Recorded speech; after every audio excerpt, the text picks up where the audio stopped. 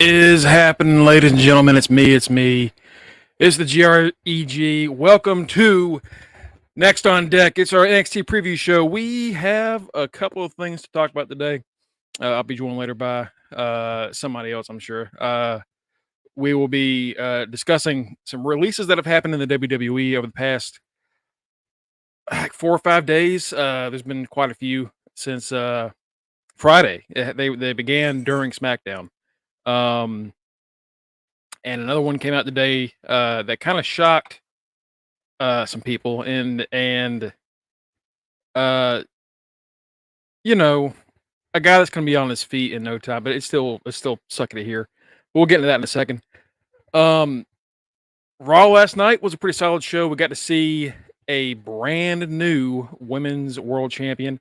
Going into it, we had several possible winners. We had Nia Jax, Liv Morgan, even Shayna Baszler might have been a solid pick, but really, probably the most obvious choice was Becky Lynch.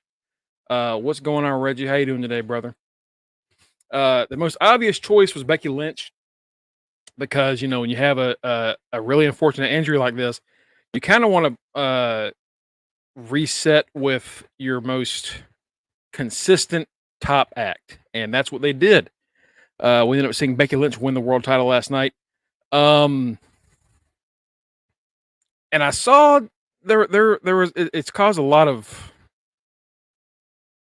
issues and infighting and things among the fan base. Liv's gonna have her time. Liv's gonna have her time. The thing is, if Rhea didn't get injured, I don't think Liv was winning. She wasn't going to beat Rhea for the belt. So it doesn't really change anything as far as Liv's concerned. I think what's more interesting is what we're going to see with Liv regarding the Judgment Day. We got to see her go face to face with Dominic Mysterio. We got to see, maybe her sowing some seeds there, trying to either infiltrate the Judgment Day or maybe try to steal Dom from Rhea. Another thing that she can take from Mommy, and a few other things. But if you're a big Liv fan, don't think this is the end of the road for her. She's not getting buried. She made it to the very end of the thing, and she was the last person eliminated by Becky Lynch. So it's not like she got, unceremoniously tossed over the rope. She's fine. She's gonna be fine. Gonna be great. Not gonna lie, I wanted Liv or Nia to win, but I'm okay with Becky winning. I think that the reason Nia didn't win is simply you don't want to go from a dominant force to be reckoned with holding this championship forever and then put it on Nia, who should be built the same way, and then have Nia lose that thing in like 2 or 3 months. That was my only. That's kind of why, like, when they kept showing Liv and Nia, I'm like, it's not going to be either one of these people. It's not. It's going to be the most obvious choice, and the obvious choice was Becky. So we have Becky is now a 7-time champion. That's gonna be fun. It's gonna be fun. Rhea's out for I think 4 months, 4 maybe 5. So enough time for us to kind of reset this division, get back on track, and we'll go from there. But what a few things happened on Raw that we need to talk about before we get into NXT. Actually, before that, let's talk about the releases. So over the weekend, we had Xia Li, Jinder Mahal, Veer Sangha, and Von Wagner released. I believe that was it up until today. Some names kind of shocking. Like if you've been with us for a while, I was actually really interested in what Sangha was doing when he was in NXT. Like when he was separated from Veer, they brought Veer up for kind of no real reason. And Sangha started his like weird inspirational yoga thing. It was strange, but it was like that was where like 2.0 was hitting with me, and I was like, okay, I can kind of see what 2.0 is about, and kind of like they're really focusing more on characters. And Sanga as that character is really fun. And then they just they united him and Veer out of nowhere and kind of just threw that away. And then we have Von Wagner, who despite losing repeatedly almost every match in the past year that he's had, his stuff with Mr. Stone has been really fun to watch. Him and Stone's kids, really great segments. Just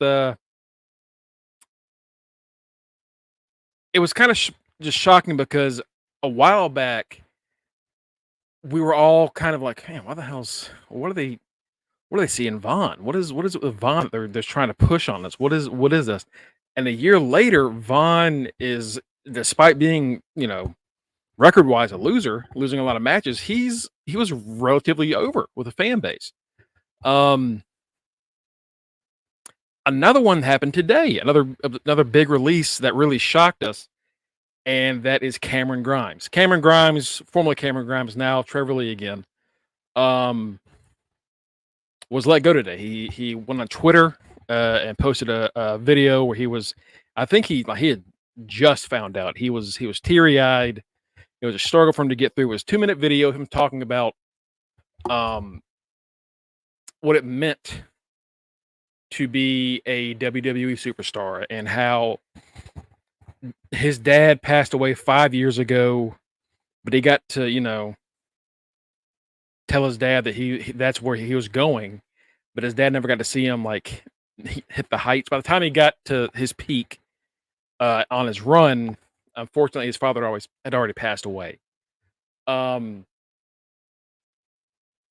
That is a story that hits home with a lot of people. It's the same kind of a similar story that Cody had with his dad. Well, Cody's dad got to see him in the WWE, but he didn't get to see him hit his heights. Cameron's dad didn't get to see him, be Cameron Grimes, and it sucks for him. He says that he's appreciative of all the time that he had there. That the past year he hasn't really been doing much in the ring, but he's learned a lot backstage. And he also said that once he's able to wrestle again, whenever that 90 days are up, and that's something we have to talk about too, because there was an interesting thing that passed today. But before we get to that, Cameron Grimes said that he was going to prove to the WWE why they shouldn't have let him go and why they missed something with him, and he will. Cameron Grimes is Trevor Lee going forward. Trevor Lee is one of the most charismatic, smaller wrestlers around, I think. The fact that he made the hillbilly billionaire gimmick or millionaire gimmick work goes to show that he knows what he's doing. Fans got into him because of, if you watch TNA, his run as X Division champion and his run in that promotion was fun. He was pretty exciting. He got a chance to build on his personality more. And I think we're going to see some great things from Trevor Lee going forward. I don't know if he's going to TNA. I don't know if he's going to go to AEW. None of us know. The thing about it, though, is now that he is free, there's a lot of places Trevor can go. There's a lot of places that Von Wagner can go, that Jinder and them can go, that Zaya can go.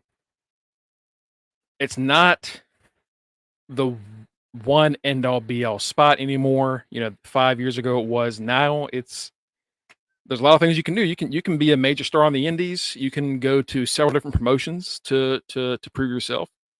They're going to be okay. They're going to be okay. It sucks to see. That's just how the business is. We've seen a few people get released from other promotions recently. Unfortunately, that's just the name of the game. And it sucks, and I hate it. And, we wish that wasn't the case. I think we were hoping that we'd see it less with new management, and that's not the case. That's not the case. What has been strange, though, is that instead of a mass 15, 20, 30 list of releases in one day, we have been kind of drip fed this one. Friday we had 3 or 4. Sunday, Vaughn got the boot, and then today Grimes got released. So we're just waiting to see what happens if any more show up. I'm sure it's terrifying if someone is working there now and they're unsure of their future. I wish them all the best of luck, and you just kind of have to hope that anybody that gets that unfortunate call is able to land on their feet and take advantage of a much, much, much healthier wrestling era than when they first signed there. Once did Grimes go to Matt Cardona route? Yeah, probably might be the best for him. Jinder, I don't see going into Japan just because I don't think Jinder can keep up with that kind of style. But Jinder, I can see Jinder in TNA. I can see his boys going to TNA with him. Xia Li, I think, has a lot of untapped potential. And then Grimes, I think Grimes is probably the biggest, like, what were they doing with him release? Because when he was finishing up in the NXT, he was incredibly hot. He was one of the biggest stars on the brand. That goofy ass gimmick worked, and he made it work. When they go through the whole $1 million belt thing with him, and it was LA Knight. It was LA Knight, yeah, because they had the segment where they were golfing, and Grimes wanted to see how long he had to wash his balls for, which I'll probably have that clip up on our board going forward. And then he got the main roster, and then just nothing happened. They did nothing with him. He got like a quick, like 10-second win over Baron Corbin, and we're like, oh shit, whoa, that's quick. All right, going to show that he's this guy that can kind of hit his big finish out of nowhere, like a Randy Orton. And then nothing happened with him. He was off TV for months and months. Showed up 2 weeks ago to lose a Braun Breaker in a squash. I remember us talking about that the next week because people were upset about what happened to Grimes there. And the idea was that, they're pushing Braun now, but they could push Cameron Grimes later. Was he in the speed tournament? I don't know. I'll be honest with you. I have not kept up with the speed tournament. It's just not my thing. It reminds me of that show they used to do on the WB or the CW or whatever, back when they had like their 3-hour cartoon block on Saturdays. And it was just like not really. It's kind of like a younger generation, I guess. It's not for me. It's not for me. The interesting thing about what happened with Grimes today, and everybody else has been released, is we saw the FTC approved a ban on no compete agreements. According to this article from Huffington Post, all non-competes banned moving forward. Existing ones can remain in effect only for senior executives. So no more non-competes is not just wrestling in general. Getting rid of non-compete clauses is pretty huge. It's massive. Great for workers' rights. Absolutely great for workers' rights. The thing, and I didn't get a chance to read this fully before we started today. I'm curious to know what this meant as far as employees versus independent contractors, because WWE wrestlers are independent contractors. So I don't know what the lingo is there. If the WWE can get around something legally, they're going to do it. But we might end up going back to a time where you'd see a wrestler on Raw and then also show up on Nitro on the same night. There's a chance we can see someone being on Raw and then being on Dynamite the same week, or being going from Dynamite to SmackDown or TNA or whatever. It's a pretty exciting time, and it's hitting right at a great point in this era where we're going to be seeing a lot of big names. Their contracts coming up soon. Drew hasn't re-signed yet. Becky and Seth haven't re-signed yet. There's rumors. I don't know how much weight this carries. Rumors about Kenny Omega maybe not be re-signing with AEW, and a few others. So you never know. We might end up seeing some pretty crazy TV going forward. So yeah, that's going to be fun to get into. Let's go back over Raw. Another Rick Rude moment. Exactly. Another Rick Rude moment. I'm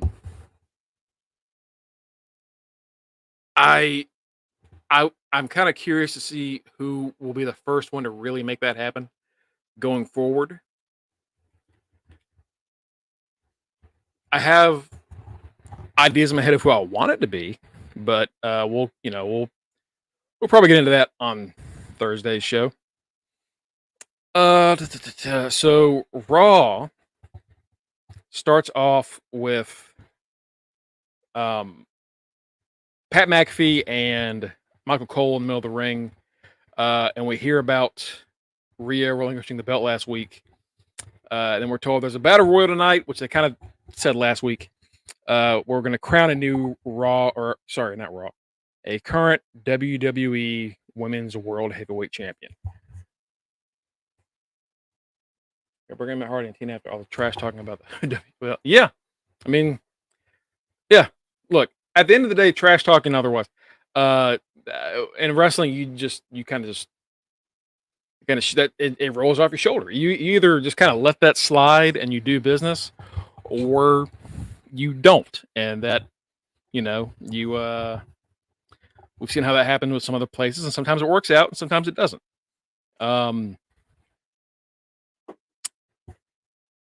I guess we'll see. We saw Matt Hardy, Sami Callihan, and I'm drawing a blank. Santana. We saw Santana also. So we saw some pretty big names show up on TNA.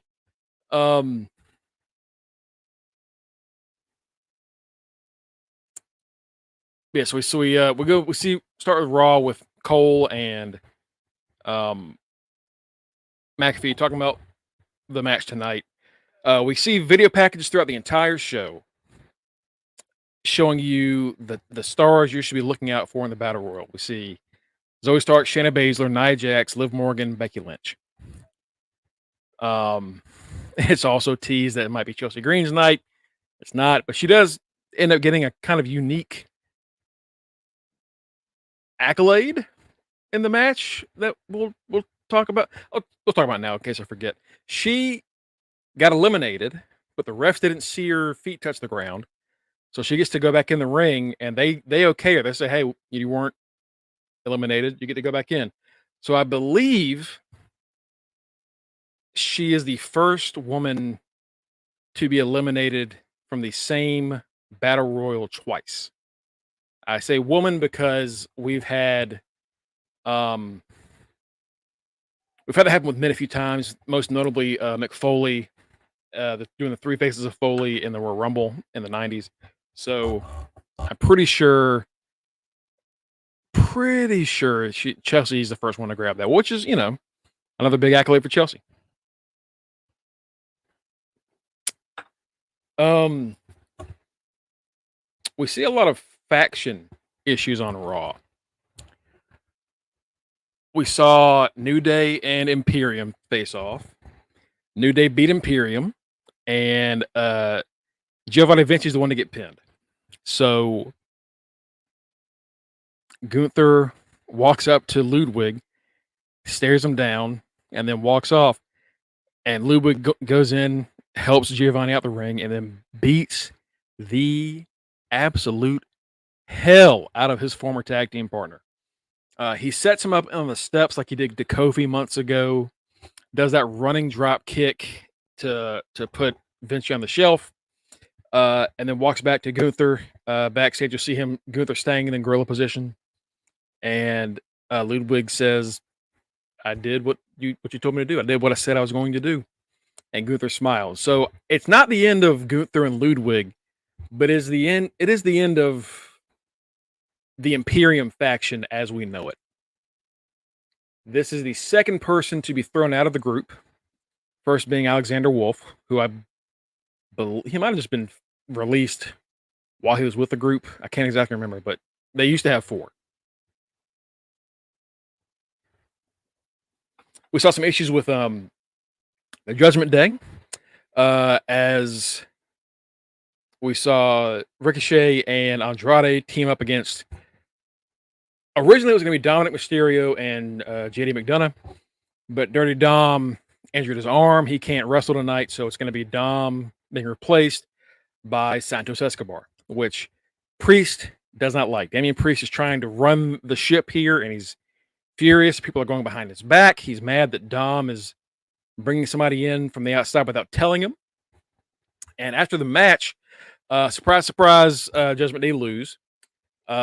Priest runs in and just beats the holy hell out of Ricochet and Andrade, grabs his belt, and then he walks over to Mysterio, and he says something to him in Spanish. And JD says, "What did he say? What did he? I didn't understand what he said." And Priest looks at JD and says, "I'll tell you what I said. I don't need anybody. You need me." So, Mommy's gone for a week. Rhea Ripley's out for a week, and already this goes from this like unit, this family unit, to Priest making it clear he is the top person here. Jey Uso also mentioned earlier in the night that Priest is only the boss because Mommy's not around, which is true. So, Priest is trying to prove that he is the leader, and he's not weak, and he's, not a weak champion. And here's Dom going behind his back and a few other things. And it feels like we're about to have a lot of factions break up before this draft on Friday, right? Mommy's been gone for 1 week and all hell is broken loose. Yeah, no, it's been insane how quickly things have fallen off for the Judgment Day. Another group that we see struggling severely is Alpha Academy. Chad Gable decides to bring out Alpha Academy after Sammy gets his ass whooped by Bronson Reed, and goes to explain his actions. And Kenny, the day after WrestleMania, I wish he was here to talk about this. The day after WrestleMania, Kenny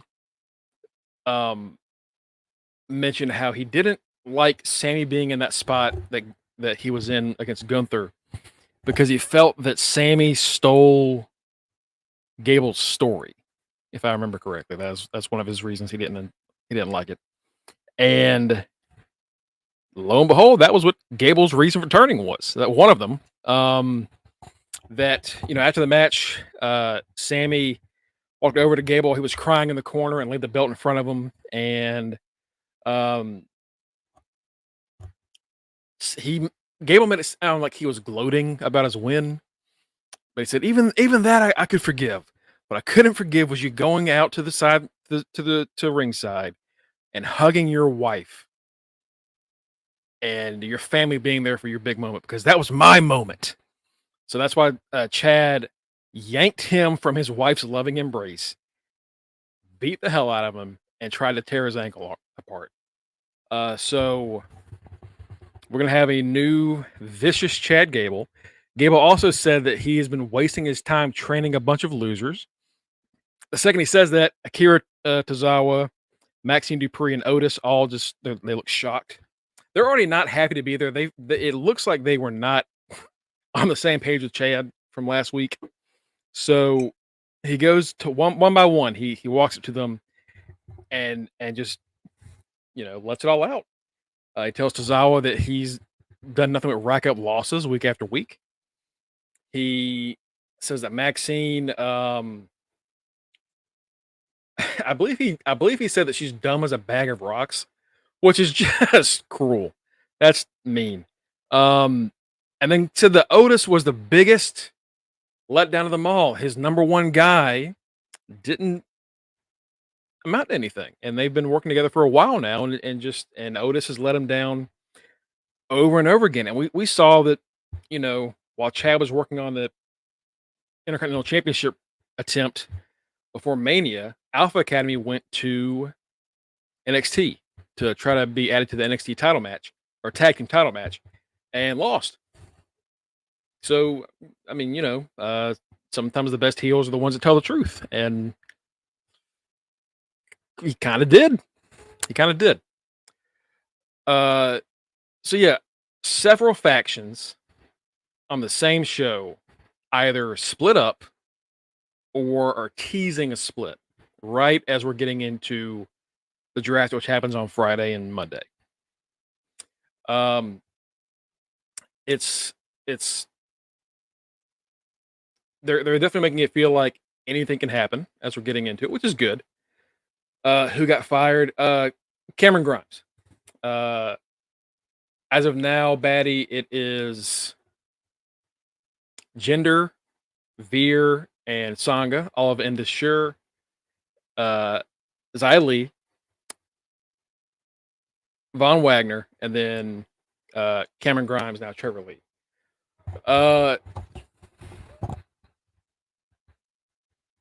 After that, we move on to what is, the most important part of the night. We do the main event. It's the Battle Royal.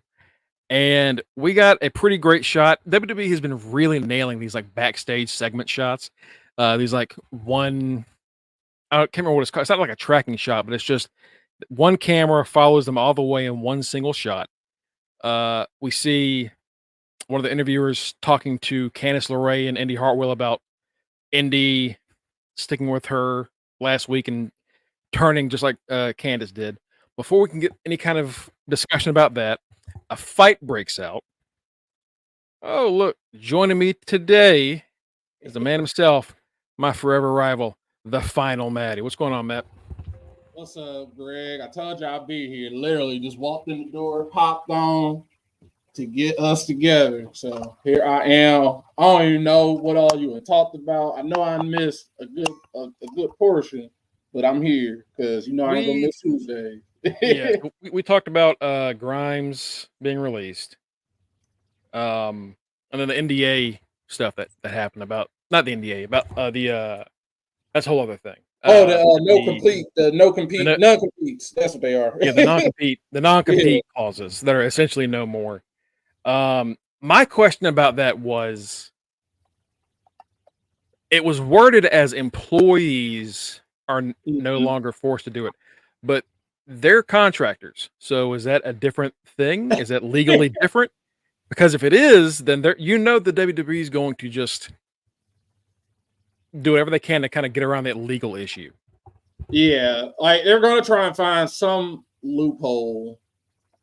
Because wrestling is the one thing we think of when we hear independent contractors, but there's other lines of work where this is going to affect people. Because it's something like, only executives are the only people who still have to go through the 90-day non-competes. Everybody else. And the way that was worded, it was essentially like their non-competes are still going. So it makes me feel like non-competes in general are just now null and void. Is what the way it was worded. That's what I got out of it. That unless you're somebody like a Triple H or a Nick Khan, you're free to do whatever you want. I could see it's going to be other companies. It's going to be other corporations, forget companies, just corporations that altogether that are just going to be like, they're going to try and fight this. But I'm pretty sure the Biden administration they've made it their goal to get rid of a lot of stuff. They ain't got rid of student loans yet, but they getting rid of this stuff. that one's never going to happen. That's never going to happen. I hate that for everybody that had to go to. I feel I've been there. It's not happening. It's just not happening. I don't care who says it for what election. Not happening. Just not happening. But yeah, it's going to be interesting to see a lot of companies try and fight this. I don't think they're going to be able to. They're just going to have to get over it. Because honestly, there's no other job. Like anywhere else, you get fired, you gone. You ain't got to wait. But in the world of wrestling and whatever other industries that this goes under, you get fired and then you got to wait 30, 60, 90 days until you can actually get to go back to work to do what you want to do. And it's just been dumb. I mean, at this point, people like WWE and AEW don't have any power anymore at this point. That was their big thing. Oh, we fire you. Now you can't do anything for 3 months. We'll make the people forget about you for 3 months. Yep. So I guess the folks like Jinder and Xia Li they're free to do whatever they want to do. Pretty much. Literally. Yeah, I think I saw Jinder was already on Van Vliet's podcast. Right. Like he was already working. That man's already getting it done. These people that got fired got it made. All they had to do was wait a few days. The government came in and was like, oh, your 90 days? Yeah, forget that. Yeah. I am really interested to see what that means going forward. It like Reggie mentioned in the comments earlier, this is like it can lead to a big Rick Rude moment.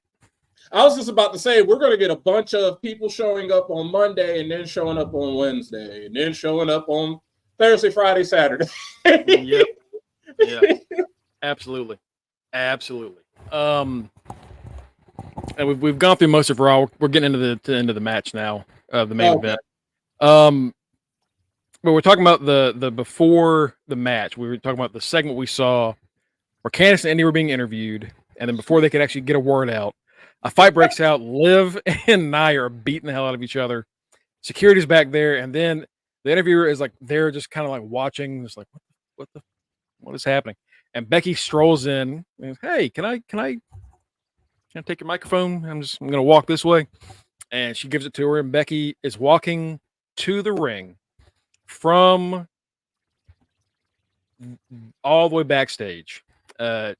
She walks by Ivy Nile, who's trying to cheer up Maxine Dupree, who got her head bit off by Gable.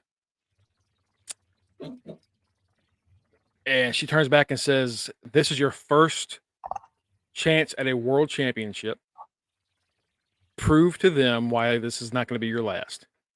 I love that segment because me and you both, like, we were talking about it last night, and I had said it like, oh my goodness, I thought it couldn't top what Sammy did last week, but they honestly did, because the women have always got the short end of the stick, and it's always been basically the reasoning of, why should I care about this match? And honestly, that battle royal, it was getting to that point. It's like, all right, y'all got a lot of people in here, but why should we care about this match? We understand y'all are the main event, but why should we keep the channel? Why should we stay on here? Because at this point, we're 2 hours and 30 minutes in. So why should I keep watching? And Becky just went down the line. She looked at them, told them, why are y'all fighting? She looked at Maxine. Show them why this won't be your last time fighting for the world title. All right, you got me invested. All these girls, all these women have a story. And the big story, the story within the story, everybody has a story, but the big story is who's going to be world champion. So I loved it. The whole, like, Becky got us hyped. I appreciate her just basically coming off the bench on short notice after Rhea got hurt.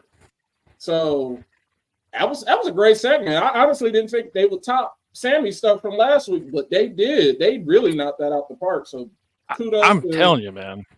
Kudos to Triple H and all those folks that are doing the presentation and the cinematography and all that, and the stories. Like, if the story ain't worth a damn, we're not even going to give a crap about that match. Yeah, pretty much. Like I said last night, it did a great job of showing everybody's personality in that little walkthrough. We got to see Indy and Candice accepting that they're like conniving and and schemy. They need that money. We got to see Liv and Nia let their like anger and frustration get the better of them, which leads to parts that happen in the Battle Royal. We got to see Ivy hyping up her friend and trying to get her ready. And we see Maxine almost get revenge for Ivy in the match. And then Becky walks into Gorilla and says, "Hey, Triple H, get your camera ready. New champion coming back," which is great. Because, of course, anytime a new champion's crowned, Triple H gets a picture with them, does the fingers. Right. And it was solid. I said earlier today, we had 5 or 6 vignettes talking about Becky, Liv, Nia, and then Zoe, and I think Shayna. I think Shayna also got mentioned. Shayna. Vignettes. They tapped in, and I love the fact, even with Shayna, they were like, she's a former NXT champion, but can she finally break through and get a taste of gold here on the main roster, besides just being a tag team champion? Like, they understood the fact, like, all right, she's been a tag team champion, but that ain't what people come to. That ain't what you here for. You try and win the big one. Mm-hmm. Yeah, I think they did a great job of giving you a reason to think it really could be any of these like 5 or 6 women. And that's who would in it. Like the last 5 or 6 were Zoe, Shayna, Nia, Liv, Becky, and maybe Natalia, but like it's like that grouping. So yeah, it was really it was well done. Nia got eliminated when she goes for her double for what is it called? The Annihilator, the bonsai drop. Yeah. Becky and Liv knock her off, and then they fight on the apron, which is kind of dumb. Liv goes for Oblivion on the apron. Wouldn't she fallen away where she would hit the mat, where she would hit the floor first? Mm-hmm.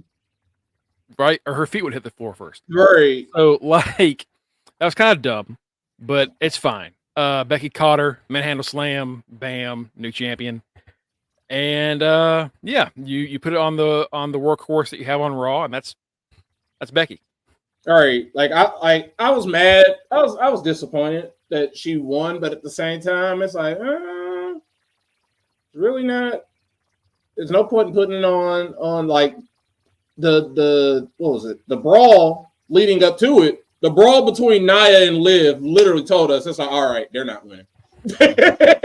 they're focused on something else. They're focused on each other. They're not winning. So I don't know. And at that point, I didn't think Becky was winning. So I'm like, well, I don't know who's winning, but it's going to be somebody interesting. And then they just said, you know what? There's nothing wrong with going with over-reliable. Becky is over-reliable. She does not get hurt often. She can talk. She can wrestle. And she, like, what did I call her this morning? I was thinking about it in the shower and then thinking about what I would call her on. Oh, yeah. She is Samoa Josephine. That's all she is right now. She's Samoa Josephine. She will do a great job doing what he did. She will do the same thing. Samoa Josephine, Becky Lynch. There you go. I even like that. I think the last entrance of this battle royal, before Liv, like Becky is first, got a commercial. Most of the ring is filled up. Right. Like, all right, who gets the last entrance? And it's not the last entrance, but it's the second to the last one, and it's Caden Carter and Katana Chance. Yeah. Like, whoa, we're like, all right, we're giving Cade and Katana a bit more shine. They want us to love them, even though they don't have a team name or a gimmick for the most part. They're just the party girls. The party girls. Yeah. I was calling Metal Sports Keto last night. I was like, party girls got eliminated. Damn, that's party's over. That's what I'm like. It's the party girls. Caden Carter and Katana Chance. I am not typing out Caden Carter and Katana Chance every single time. I ain't typing out Indian Candace. They're still the way. I'm calling them the way until I'm told otherwise. But yeah, we talked about how there was a lot of issues with stables on Raw. The show before the draft. We see Priest kind of try to dominate the Judgment Day and say that he doesn't need them, they need him. We see Gable shit on his entire group and say, if you're not with me, get the fuck out, essentially, is what he said. Forcing them to say, I understand, or whatever the hell he did. Otis looked devastated. And then we saw Imperium break up. Man, shout out to my second favorite, well, everybody's favorite member of Imperium is gonna be Gunther. Like, don't be stupid. But my dude, I've been saying it. European elegance, baby. Ludwig Kaiser took out the trash. Took out the trash. That boy going back to NXT. Da Vinci is going back to 2.0. Probably.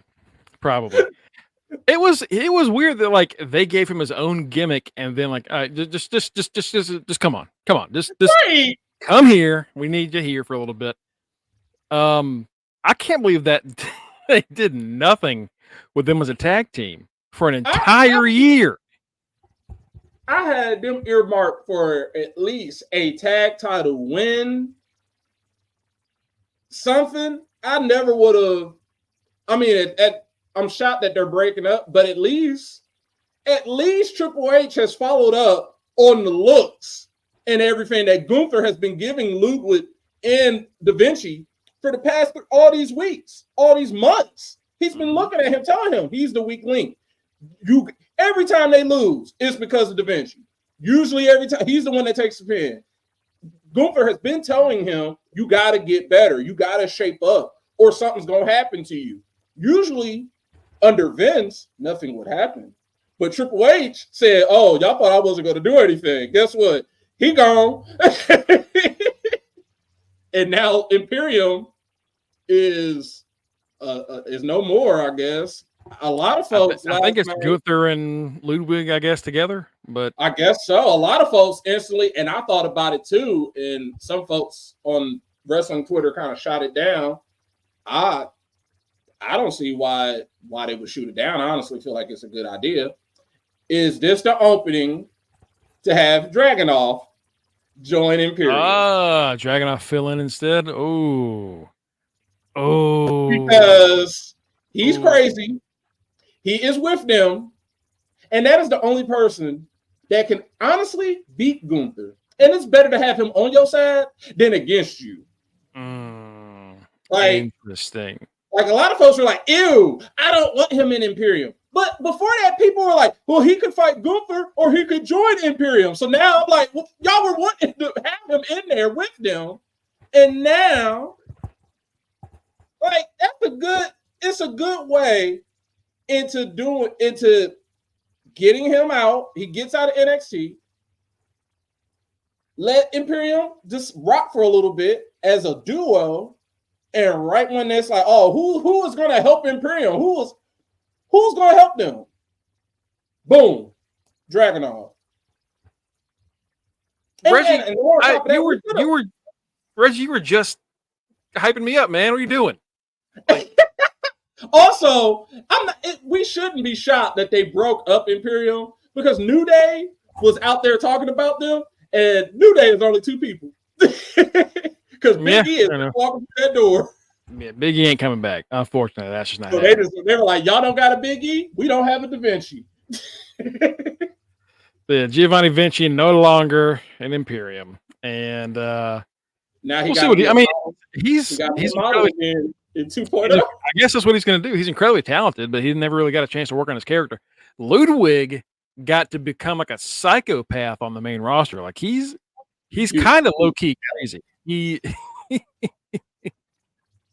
kind of nuts. Like he's like crazy. Like he has like what'd you call him? Elegance. He has that like royal crazy movies and shit where he's like proper and shit, but he would also murder the fuck out of someone if they got in his way. So like I like it. I do.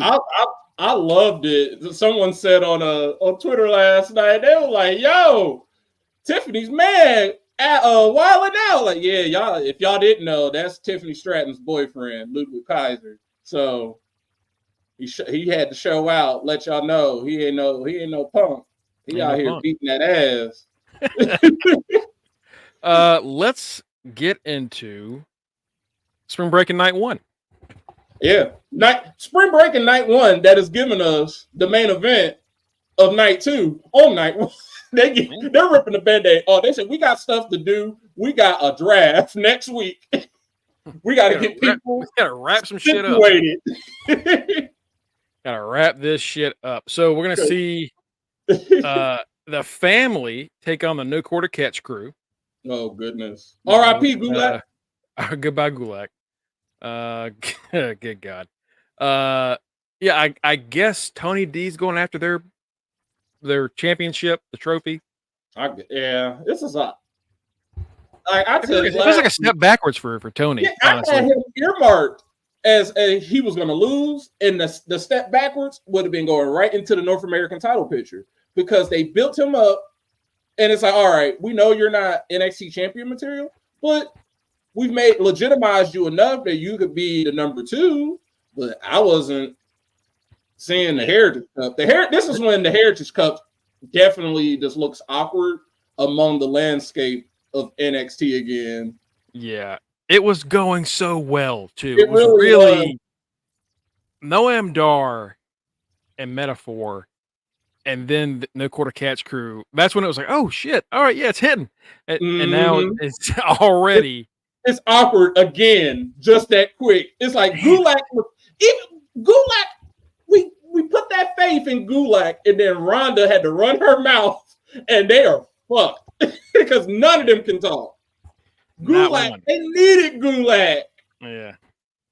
Not like Gulak is the greatest promo, but he's solid. Like, he was enough to get him through it. The only thing I could think of was like maybe they bring Regal in to help, but then like I don't think Charlie wants his help from his dad. Yeah, even then we're just gonna so if they do that, we're all gonna be side eyeing it like, oh man, they gotta have his dad out here talking. They gotta have something out here. Oh, unfortunately, this is what happens to them because Drew Gulak is sleeping with the fishes now.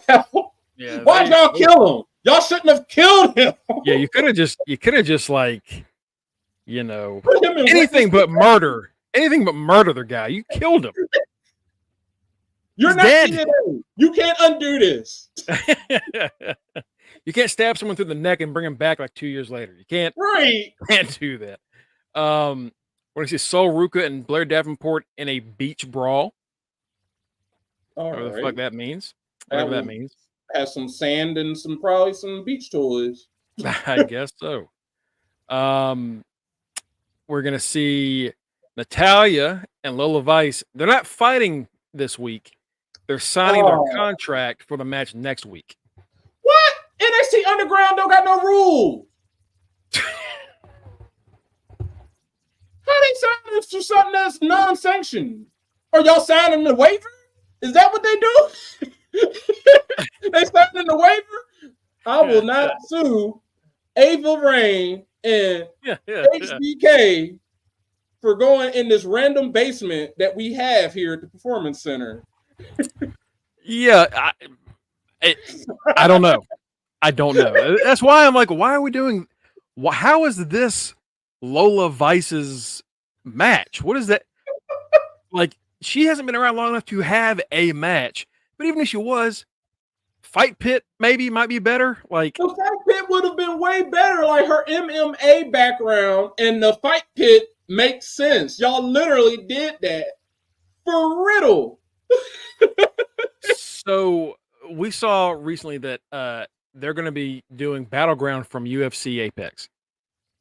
Do you think we get a Fight Pit there? Oh God. Probably. I don't know who will be fighting. I mean, Lola. I guess Lola Vice. Lola is somebody? Maybe? I don't know. Oh. Charlie Dempsey, maybe, but honestly, I keep getting hyped for Charlie Dempsey, but he's not like clicking just yet. He can wrestle, he just doesn't have the promo skills. And that's what's that's what's holding him back, and he's young on top of that. I didn't know we were doing this. We're doing a triple threat for the NXT Women's Championship tonight. Oh. It's going to be Roxanne defending against both Lyra Valkyria God. and Tatum Paxley. Oh, goodness. Yeah, this is why I'm glad we are in the off season. Yeah, this is when the bullshit starts. This is all the bullshit. Like, I don't care for Tatum Paxley. I like Lyra. It's just that her presentation sucks, and everything about her from NXT UK just did not translate over to NXT. It didn't. I don't think they didn't even bring over half her character because like she's just Lyra. And she was like doing strange shit. She was like doing weird vignettes with like poems and stuff, and it's just like now she's just the lady that comes out with wings. That's about it. And then Roxanne is Roxanne because I mean I guess Roxanne is going to retain. She should be losing was it Julia? I guess that's the person that's going to beat her. Maybe yeah. Or Julia's winning that North American. They ain't said nothing else about the women's North American title. Nope. All they said the week after they announced, or the Tuesday after it was announced, because it got announced at Stand and Deliver. Right. Tuesday after they played a clip of Ava saying, "Yep, we're doing this title match or this new title," and that's all we've heard about it. They better not do this title like they did the cruiserweight tag title. Cruiserweight tag titles, same shit. Like if we don't mention it, no one's gonna remember this happened. Just nope. Because I will think I won't. I will straight be like at Shawn Michaels WWE. I was watching Stand to Deliver. Y'all said something about a women's North American title. Where's that? Because Kalani. All them women, y'all got too many women to not have a secondary belt at this point. So y'all need to get it made. Michael Hickenbottom. Right. The Alamo. Where's my belts? The UTR. Voodoo Kid Mafia. Right. We can never do that. We can never be the Voodoo Kid Mafia. Too far, too stupid. That's a dumb that I refuse to lower myself to. Main event, of course, obviously, and we're seeing main roster stars tweeting about it today. Like Cody tweeted about how this is the future of the business. Ilya Dragunov defending against Trick Williams. Trick finally do it. Story. Does Trick finally finish his story? Does he do it tonight? Everybody's finishing their stories in finish the damn story in a matter of a month. They are finishing everybody's damn story. Yeah, it's I mean he's got to win, right? This is his third match against Dragunov. If he's not winning, and they already said he's not going to the main roster, so it's like, all right, he's winning, right? He can't be the face of NXT and not be the champion. What's up, Kenny? What's up, Kenny? Yeah, I'm with Batty. If they just didn't bother, saying, "Oh, Trick isn't getting the call up," then it wouldn't even be a worry. It's like, why even bother saying that? We know he is. We already know he's a future NXT champion. They didn't need to tease us with a call up and then be like, psych, we're not calling him up. Because after that, well, we already know what's going to happen. He's going to win the NXT title. We already they said Dragunov is going to the main roster. Well, we know he's not going to the main roster with that belt. He's not Kevin Owens. So I think KO is the last person, maybe the only person to do it. Yeah, it's like the only time we ever see that was, I'm pretty sure it was KO. And I was shocked he even kept it that long. He got to have a couple matches with John Cena, lose, and still, like, he was still the NXT champion. Then he went to Japan and lost to Finn. But it's like, all right, y'all, like, it's going to just look dumb if you have Dragunov win. Because what's the point? Whoa. The only one? Hold on. I saw people I saw with the whoever it was that shared it in Top Rope earlier today. I saw that post. It ain't just Swerve. Yeah, Swerve. Moose. Cody Rhodes. Cody Rhodes. Wrestling has more than one black champion. We got Cody, Moose, Swerve. About to be tricked. What up, Priest? We just like all people of color. Hey, come on. But I mean, it's like I can't wait. Because at this point, it's only a moment. It's a matter of just getting it over with. We already know Trick is going to win. It's just like Swerve at this point. Get it over with. Let us cheer this man on. Let's get this pop. Let's see it. Let's get it over with. So the story can be finished and the story can continue.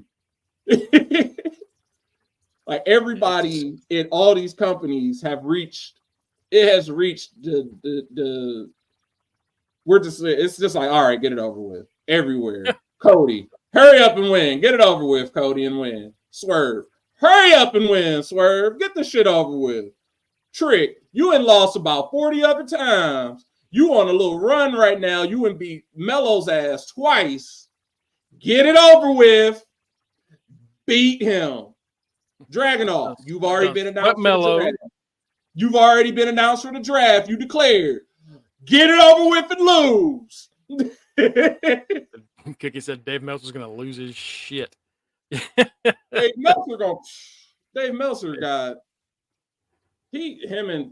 fuck Dave Meltzer. Ain't nobody worried about him. Look, if anybody's telling you that Trick Williams is not a star, don't listen to that person ever. Don't ever listen to that person. That's the stupidest shit I've ever heard. He's definitely going to feel stupid. He's definitely going to look stupid tonight. I mean, he's been looking stupid from the moment he said it because the proof is right there. All you got to do is play the man's theme, and the crowd goes crazy. He ain't even got to walk out. He walks out. That just makes it better. His theme already. They just got to hear his music, and they love him. So I don't know what Dave Meltzer was on. Correct. Because if you drop Trick Williams in the 80s, boom. Get over like Rover, baby. Man has it. Man has it all. Man looks like what I assume the smart gremlin from part 2 would be. Humans. Holy shit. Jesus Christ, Kenny. On that note, I think we've done enough tonight. We'll talk again tomorrow about whatever happens tonight at Spring Breaking. We might be getting into some more Vince McMahon news, as apparently his legal team's trying his best to just make this not a public thing, and pretty sure that's not going to work out for him. But we'll read up on it. We'll read up on that. We'll be talking about Dynasty tomorrow because Dynamite's happening, and we'll cover hopefully no more releases. Hopefully we're done with that. It's 5 over the course of 4 days. It's pretty rough. Hopefully nobody else gets released because that's enough. That's enough releases. Let's have all happy news besides Vince. This is like you said. That's just Vince trying to make something go away that is not going to go away. Not happening. it became federal. It's not going away. That shit's staying. You can follow us at facebook.com/UnderTheRingPod. And also twitch.tv/UnderTheRingPod. If you want to follow us anywhere else, get our link tree also /UnderTheRingPod, where you'll see our links. I'm at Greg Bush SK. We've got Kenny in the comments at RockRibs44. We've got the Teacher Man and former champion, Mr. Freshbeard. We've got the Final Maddie, my forever rival at The Right Answer. Yeah. And we've got the Street Team Captain, Tito at Borea Maliente. And last but not least, our good friend and local news correspondent, Justin D. Folks, y'all have a great Tuesday night. Relax, enjoy some good wrestling. Right. Let's watch Trick finally get this thing done. Watch Trick finish the story, y'all. And we'll see you tomorrow. Peace. See y'all on Wednesday. Boom. Where's the dynamite, baby? Do the Don. Do the Don. Fuck our champ.